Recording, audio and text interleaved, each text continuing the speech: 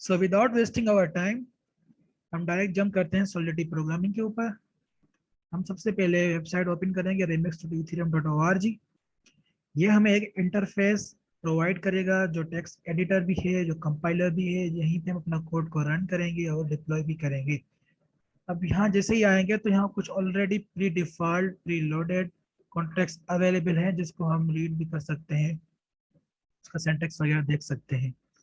यहाँ पे एक क्रिएट का ऑप्शन है वर्क प्लेस का। हम यहाँ अपना वर्क प्लेस क्रिएट कर सकते हैं जिसके अंदर हम अपने कॉन्ट्रैक्ट्स वगैरह बना के सेव कर सकते हैं और रन कर सकते हैं। मसलन मैं अभी एक कॉन्ट्रैक्ट बनाता हूँ start डॉट सोल और ये क्रिएट हो चुका है। अब यहाँ मैं एक फाइल बनाता हूँ माई कॉन्ट्रैक्ट डॉट सोल। ये मेरी फाइल क्रिएट हो चुकी है। अब क्या होगा, सबसे पहले हम यहाँ पे वर्जन डिफाइन करेंगे सॉलिडिटी प्रोग्रामिंग का कि एटलीस्ट ये किस वर्जन पे रन हो सके। तो हम यहाँ पे एक मिनिमम रिक्वायरमेंट का वर्जन डिफाइन करेंगे। उसका सिंटैक्स ये होगा कि प्राग्मा सॉलिडिटी क्यूरेट 0.4.24 सेमीकोलन, ये इसका वर्जन डिफाइन हुआ। और हम यहाँ पे आएंगे, जिस तरह हम क्लास कॉल करते हैं, क्लास बनाते हैं किसी भी प्रोग्रामिंग लैंग्वेज के अंदर, उस तरह यहाँ पे हम अपना कॉन्ट्रैक्ट उसका नेम डिक्लेयर करेंगे, यहाँ पे डिफाइन करेंगे। वो किस तरह होगा कि हम लिखेंगे कॉन्ट्रैक्ट, हम अपने कॉन्ट्रैक्ट का नाम लिखेंगे माय कॉन्ट्रैक्ट। तो यहाँ से हम स्टार्ट करेंगे और ब्रेसेस ऑटोमेटिकली बंद हो जाएगी, जिस तरह दूसरी प्रोग्रामिंग लैंग्वेज के अंदर उसके टेक्स्ट एडिटर के अंदर ऑटोमेटिकली हो जाता है। अब क्या होगा, हम यहाँ पे एक स्टेट वेरिएबल डिफाइन करेंगे, एक वैल्यू असाइन करेंगे। हमने पहले भी डिस्कस किया इंट्रोडक्शन के अंदर के सॉलिडिटी प्रोग्रामिंग जो है वो स्टैटिक प्रोग्रामिंग लैंग्वेज है। यानी हम इसके अंदर ऑलरेडी डिफाइन करते हैं या डिक्लेयर करते हैं डेटा टाइप के ये कौन सा डेटा टाइप है, इसके अंदर कौन सी वैल्यू आने वाली है या आएगी। हम यहाँ पे करते हैं स्ट्रिंग और यहाँ पे हम लिखते हैं वैल्यू, यहाँ लिखते हैं सेमीकोलन। अब हमने एक स्टेट वेरिएबल डिफाइन किया या डिक्लेयर किया। स्टेट वेरिएबल का क्या मकसद होता है? स्टेट वेरिएबल जो होता है, value belongs to this entire smart contract, यानी जो जो पूरा स्मार्ट कॉन्ट्रैक्ट होगा उससे वो बिलोंग करेगी और पूरा स्मार्ट कॉन्ट्रैक्ट इसको नो करेगा, इसको पहचानेगा, इसको समझेगा ये कौन सी वैल्यू है, कहाँ से आ रही है। अब स्टेट वेरिएबल और लोकल वेरिएबल में क्या डिफरेंस है? वो ये होता है कि डिफरेंट स्टेट वेरिएबल जो होता है different from a local variable that we set inside a function that would be local to that function.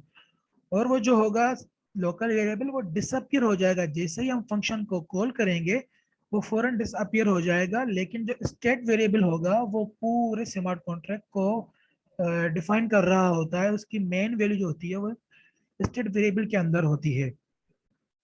अब हमने ये वैल्यू तो बनाई, लेकिन अब क्या है, हम इस वैल्यू को रीड करने के लिए एक फंक्शन बनाएंगे। वो फंक्शन क्या होगा? वो गेट फंक्शन होगा। गेट फंक्शन का क्या काम होता है? वो वैल्यू को रीड करने के लिए काम आता है हमें सॉलिडिटी प्रोग्रामिंग के अंदर। अब फंक्शन किस तरह इसके अंदर बनाएंगे, हम देखेंगे फंक्शन गेट, और हम यहाँ पे वैसे स्टार्ट करेंगे। अब फंक्शन मेन जो इसका स्ट्रक्चर है वो ये है, हम एक वैल्यू रिटर्न करेंगे जिसके अंदर वो हमें हमारा जो वैल्यू होगा वो रिटर्न करेगा कि वो स्ट्रिंग है या इंटीजर है या अनडिफाइंड इंटीजर है। जो भी वैल्यू हम डिफाइन करेंगे वो हमें रिटर्न करेगा। अब रिटर्न वैल्यू, ये हमारी वैल्यू को रिटर्न करेगा, इसलिए हमने इसका बेसिक स्ट्रक्चर बनाया। अब यहाँ हम देख सकते हैं कि यहाँ जो कंपाइलर है वो यहाँ पे एरर्स दिखा रहा है। वो एरर्स क्यों दे रहा है? क्योंकि हमने इसके अंदर मॉडिफायर ऐड नहीं किया, हमने इसकी विजिबिलिटी डिफाइन नहीं की। अब मॉडिफायर और विजिबिलिटी क्या है? जिस तरह एक बेसिक कॉन्सेप्ट होता है कि जो हमारा कॉन्ट्रैक्ट है, जो फंक्शन है, वो पब्लिक है, प्राइवेट है या क्या है, उसको हम व्यू कर सकते हैं या नहीं। तो इसलिए यहाँ पे भी विजिबिलिटी हम डिफाइन करेंगे पब्लिक। पब्लिक इसलिए क्योंकि जो भी पब्लिक मॉडिफायर या पब्लिक जो विजिबिलिटी होगी जो हमने यूज किया है, यूज कर रहे हैं, वो ये होगी कि वो जानता है, जो पब्लिक मॉडिफायर है या पब्लिक विजिबिलिटी है, वो ये जानता है कि जो फंक्शन है वो हर वो शख्स कॉल कर सकता है जिसके पास इस स्मार्ट कॉन्ट्रैक्ट का एक्सेस है इस ब्लॉकचेन के ऊपर, वो इस फंक्शन को कॉल कर सकता है। अब इसका अगला स्टेप क्या होगा कि हम एक मॉडिफायर भी इसके अंदर डिफाइन करेंगे व्यू का, पब्लिक व्यू। जो हमने इसको पब्लिक बनाया इसको हम व्यू कर सके, तो हम इसको वैल्यू डिफाइन करते हैं, फंक्शन गेट पब्लिक व्यू। और अब ये होगा कि हम जो वैल्यू रिटर्न हो रही है हमारे पास रिटर्न्स, वो किस फॉर्म में होगी, किस डेटा टाइप में होगी, वो डेटा टाइप होगा स्ट्रिंग। तो हम यहाँ पे डिफाइन करेंगे जो वैल्यू हमारे पास रिटर्न होगी वो होगी स्ट्रिंग। तो देखें ये एरर्स भी चले गए कंपाइलर से और ये बिल्कुल सही से कंपाइल हो चुका है। मैंने ऑटो कंपाइल भी किया है तो ये ऑटोमेटिक होता, वरना हम डायरेक्ट इसको यहाँ से कंपाइल कर सकते हैं। ये एरर फ्री है बिल्कुल, इसमें कोई एरर नहीं है, ये सक्सेसफुली रन हो चुका है। अब हम इसको आगे फर्दर डिफाइन करेंगे। और जो हमने यहाँ पे ये स्ट्रिंग डिफाइन किया है, यहाँ पे हमने स्टेट वेरिएबल के अंदर तो स्ट्रिंग लिखा है, लेकिन हमने जो लोकल वेरिएबल है उसको भी स्पेसिफिकली डिफाइन किया है कि जो लोकल वेरिएबल के अंदर जो वैल्यू होगी वो भी स्ट्रिंग होगी जो हमें मिलेगी। अब हम क्या करेंगे, सेट फंक्शन डिफाइन करेंगे जो हमें अलो करेगा कि हम एक न्यू वैल्यू को सेट करें या जो वैल्यू है उसको हम सेट कर सकें। जो भी वैल्यू हमें हम रीड करेंगे उस वैल्यू को हम दूसरी वैल्यू असाइन कर सके या उसको राइट कर सके, जो सिंपल वर्ड्स में कहा जाए। अब वो कैसे होगा, हम यहाँ आएंगे एक और फंक्शन डिफाइन करेंगे, फंक्शन सेट। और यहाँ पे हम इसका स्ट्रिंग वैल्यू रखेंगे कि वो जो फंक्शन हम सेट करें वो स्ट्रिंग होगा, लेकिन हम यहाँ एक लोकल वेरिएबल डिफाइन करेंगे जो हम उसको वैल्यू असाइन करेंगे। अब वो कैसे होगा, ये होगा हम लिखेंगे पब्लिक, यहाँ से हम अपने ब्रेसेस स्टार्ट करेंगे तो यहाँ है। अब कंपैरिजन करेंगे value is equal to underscore value. अब अंडरस्कोर वैल्यू का क्या मकसद है, यहाँ पे स्टेट वेरिएबल जो है वो वैल्यू है और जो अंडरस्कोर वैल्यू है वो क्या है, वो है लोकल वैल्यू या लोकल वेरिएबल जिसमें हम स्टेट वेरिएबल को पास करेंगे। और जो पास करेंगे वो होगी स्ट्रिंग वैल्यू, इसलिए हमने इसको पहले से ही डिफाइन कर लिया है कि जो हम वैल्यू पास करेंगे वो स्ट्रिंग होगी, तो हमारे पास वैल्यू आएगी वो स्ट्रिंग आएगी।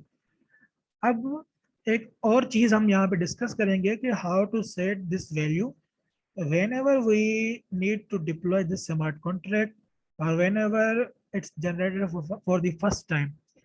कि हमने स्मार्ट कॉन्ट्रैक्ट बना तो लिया, लेकिन हम जब इसको डिप्लॉय करेंगे तो इसके लिए एक बहुत इंपॉर्टेंट और मेन चीज है, वो क्या है कि हमें कंस्ट्रक्टर बनाना पड़ेगा। जिस तरह हम दूसरी प्रोग्रामिंग लैंग्वेजेस के अंदर भी उसको कॉल करते हैं with the help of constructor, यहाँ पे भी हमारा कंस्ट्रक्टर का बहुत यूज है और मेन किरदार है। अब कंस्ट्रक्टर इसके अंदर कैसे बनाएंगे, हम करेंगे कंस्ट्रक्टर स्ट्रिंग के ऊपर कंस्ट्रक्टर, और यहाँ पे हम बस स्टार्ट करेंगे पब्लिक, और यहाँ पे हम अपने ब्रेसेस को पब्लिक के बाद ब्रेसेस स्टार्ट करके एक वैल्यू जो हमारा स्टेट वेरिएबल है वो रखेंगे पहले वैल्यू, उसको हम इक्वल करेंगे किससे, एक बाय डिफॉल्ट वैल्यू हम यहाँ पे असाइन करेंगे है ब्लॉक चेन। हम एक बाय डिफॉल्ट वैल्यू का साइन कर रहे हैं कि कंस्ट्रक्टर इसको कॉल करेगा और ये एक वैल्यू हमें दिखाएगा जो हम वैल्यू बाय डिफॉल्ट पास कर रहे हैं इसके अंदर। ये वही वैल्यू है जो इस स्ट्रिंग के अंदर है, ये वही वैल्यू है जो हम इसमें से पास करेंगे तो रीड करेंगे, और ये वही वैल्यू है जब हम इसको सेट करेंगे या इसको चेंज करेंगे दोबारा राइट करेंगे with the help of this smart contract. अब इस स्मार्ट कॉन्ट्रैक्ट का बेसिक मकसद ये है कि हम एक वैल्यू रीड कर रहे हैं और उसको राइट करेंगे। अब कंपाइल कंपाइल कर लिया, इसमें कोई एरर नहीं है, बिल्कुल करेक्ट है। फिर आएंगे हम यहाँ पे डिप्लॉय पे। अब यहाँ पे हम क्या करेंगे, अगर इंजेक्टेड वेब 3 क्लिक करेंगे तो मेटामास्क ओपन हो जाएगा, जो एक्चुअल ब्लॉकचेन है उस पर ये रन होगा। लेकिन जब जावास्क्रिप्ट वर्चुअल मशीन, अगर इसको हम क्लिक करेंगे तो उससे ये क्या होगा कि हमें एक वर्चुअल एनवायरनमेंट और ये बहुत सारे इथेरियम के accounts with 100 of value of ether, जिसकी एक्चुअल में कोई वैल्यू नहीं है, वर्थ नहीं है, लेकिन ये टेस्ट पर्पज के लिए यूज होते हैं। जो फीस वगैरह इसमें लगेगी वो इसी में से लगेगी। तो यानी कि हमें इससे कोई सरोकार नहीं है कि कहाँ से वैल्यू आ रही है, या जो क्रेडिट आ रहा है वो कहाँ से आ रहा है। तो ये जावा स्क्रिप्ट वर्चुअल मशीन है, हम उस पर रन कर रहे हैं, ये हमें एक वैल्यू असाइन कर रहा है, यहाँ एक एथेरियम की एक क्वांटिटी दे रहा है जिसपे हम अपना कोड रन कर सकें, और ये एक ब्लॉकचेन प्रोवाइड कर रहा है ऑन आवर ब्राउजर। अब हम यहाँ क्या करेंगे, ये डिप्लॉय करेंगे, कोई भी अकाउंट इसमें सेलेक्ट करके हम इसको डिप्लॉय करेंगे। अब देखें फर्स्ट अकाउंट है, इसकी वैल्यू है 100 ईथर्स। हम इसको यहाँ पे डिप्लॉय करेंगे और ये डिप्लॉय हो गया। हम यहाँ आएंगे, इसको यहाँ पे क्लिक करेंगे तो ये हमारा जो कॉन्ट्रैक्ट अभी रन हुआ है वो पूरी वैल्यू यहाँ पे असाइन होगा। 1 मिनट में इसको बड़ा कर दूं,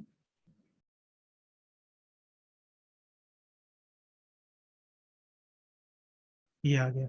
अब हम इसको क्या करेंगे, अब देख सकेंगे पूरी ट्रांजेक्शन, ये इसका ट्रांजेक्शन हैश है, तो पूरी ट्रांजेक्शन यहाँ पे रन हुई है, ये इसकी गैस फीस वगैरह जो भी लगी है वो सारा एक प्रोसेस कंट्रोल होने के बाद में हमारा जो कॉन्ट्रैक्ट है वो डिप्लॉय हुआ। अब यहाँ हमने पहले देखा फर्स्ट अकाउंट वैल्यू 100 थी, अब माइन्यूट फीस लगी है इसकी, उसके बाद ये 99.99 ईथर इसकी वैल्यू है। अब हमने इसको डिप्लॉय तो कर लिया, अब इसको हम रीड करेंगे और ये हमारा कॉन्ट्रैक्ट जो है ब्लॉकचेन पर डिप्लॉय हो चुका है। अब ये दो वैल्यू है, सेट और गेट। सेट के अंदर हम बाय डिफॉल्ट कोई भी वैल्यू हम इसको राइट कर सकेंगे, गेट में जो वैल्यू हमने बाय डिफॉल्ट ऐड करी है वो आ जाएगी, लेकिन सेट के अंदर ये होगा कि हम कोई भी value at the time of after deployment हम इसको राइट कर सकते हैं। अब पहले हम करें गेट, तो जो हमने प्रोबेबली वही वैल्यू आएगी जो हमने यहाँ पे है ब्लॉकचेन लिखा है, गेट ये आ गई है ये ब्लॉकचेन और ये स्ट्रिंग है। अगर हम, और ये देखें यहाँ पे इसका भी एक ट्रांजेक्शन पास हुई है, जितनी बार हम इसको गेट सेट करते जाएंगे, रीड एंड राइट करते जाएंगे, हर बार ट्रांजेक्शन इसकी होती जाएगी, उसकी फीस भी लगती जाएगी, जो हमें जावा इसकी वर्चुअल मशीन प्रोवाइड कर रहा है यहाँ पे ब्राउजर पे। अब यहाँ पे हम एक और वैल्यू डिफाइन करते हैं या इसको सेट करते हैं, वो करेंगे हाय, इसको कर लिया सेट, इसकी भी ट्रांजेक्शन रन होगी। अब मैंने सेट कर लिया, अब जब मैं गेट करूंगा तो ये आ गया हाई, पहले यहाँ पे था हे ब्लॉकचेन, अब ये हो गया हाई। तो ये हो गया हमारा फर्स्ट स्मार्ट कॉन्ट्रैक्ट, जिसके अंदर हम वैल्यू को रीड भी कर रहे हैं, राइट भी कर रहे हैं, और इसको एक्सेस कर रहे हैं throughout the whole smart contract on the blockchain. Thank you.